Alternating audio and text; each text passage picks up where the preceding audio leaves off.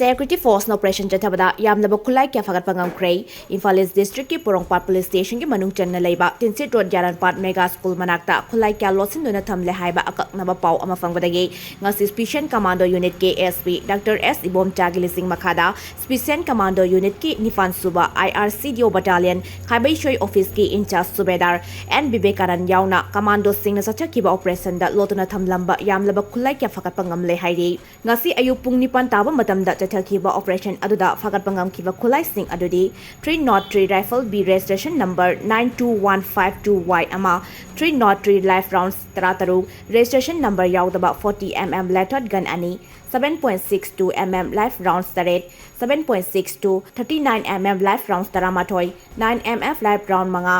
0.38 live rounds taruk 303 empty case tarahumdoi 303 charger ama 303 rifle magazine ama small carbine ama small carbine handmade magazine ama 9mm pistol ama 0.9 mm handmade pistol magazine ama 9 mm pistol ama all detonators ani new detonators ani 80 grenade detonator ahum 36 hand grenade ani 40 mm lathot ama illumination round ani detonator cover konipan fiber BP plates iron BP plates ama BP covers mari patka helmet ani 10 wool handset ama Tok Pro handset ama, camouflage shirt mga, camouflage pen ama, camouflage jacket ama, camouflage bag ama, camouflage belt ama, jungle shoes mapan amade, pistol holster amani haire. Pagalaba polam sing adu ang yoy ba tabak lokhat na ba Porongpat Police Station na sinakre haire.